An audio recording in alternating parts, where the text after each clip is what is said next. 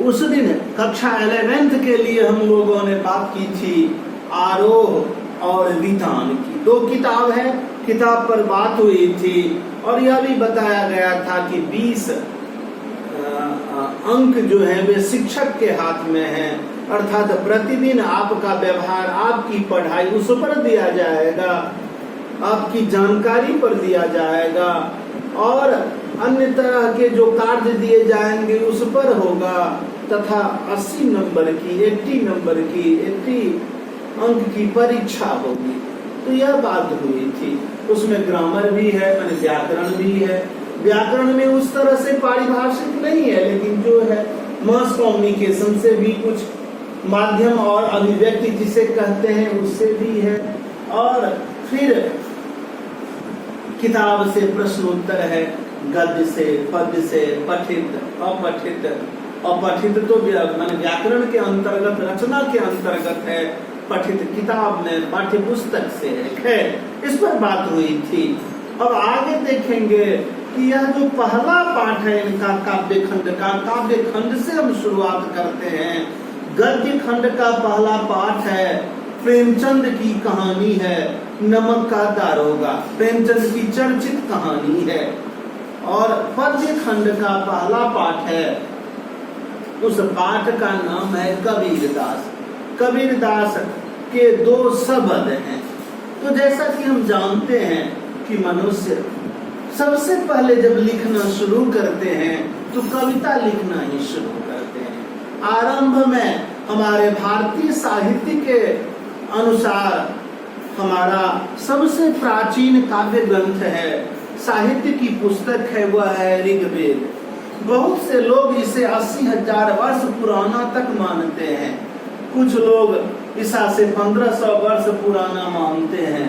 खैर, अपना अपना मत है, लेकिन यह तो तय है कि संसार में जब ज्ञान का प्रकाश नहीं फैला था उस समय में हम लोगों ने ऋग्वेद जैसी महत्वपूर्ण पुस्तकें दी, जो कहीं से विवादित नहीं है, अत्यंत महत्वपूर्ण है।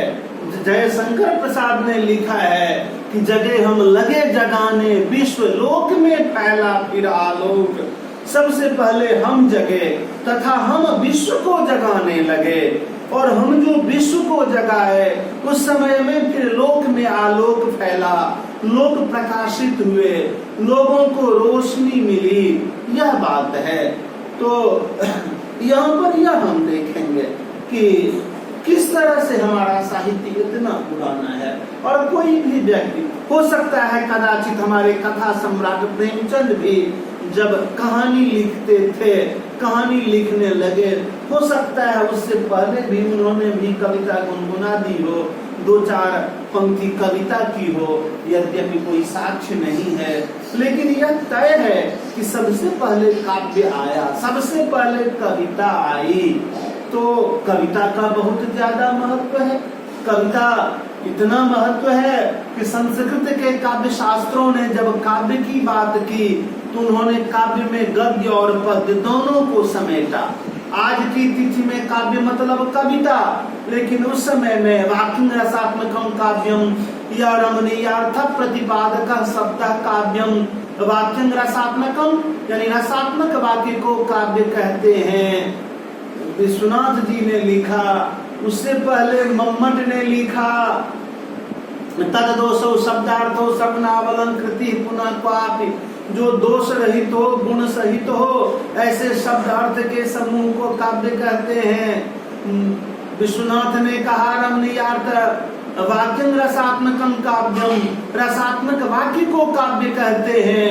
उसके बाद के जो विद्वान हैं, बहुत बड़े पंडित राज जगन्नाथ, उन्होंने लिखा 18वीं शताब्दी में रमणीयार्थ प्रतिपादक शब्द काव्यम, रमणीय अर्थ को प्रतिपादन करने वाला शब्द ही काव्य है।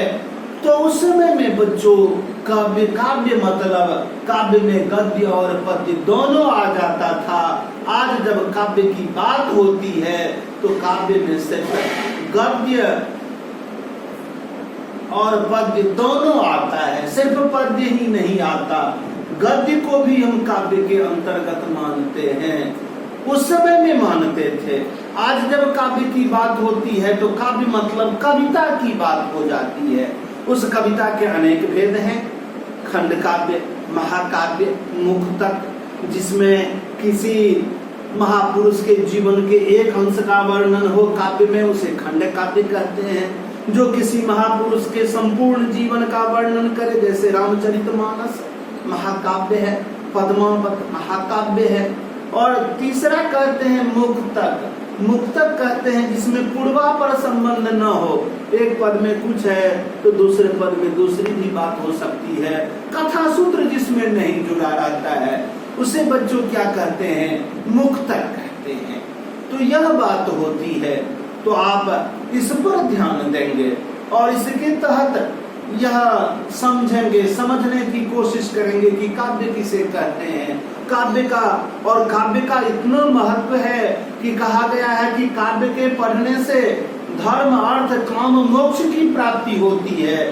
धर्म की प्राप्ति होती ही है, अर्थ की प्राप्ति होती है, अर्थ मतलब धन संपत्ति, काम मतलब सामाजिक विषय वासना, काम मतलब प्रेम तो होता ही है, सांसारिक वस्तुओं में रुचि, यह भी काम है। और मोक्ष कहते हैं ईश्वर में विलीन हो जाना, मोक्ष कहते हैं ईश्वर में विलीन हो जाना।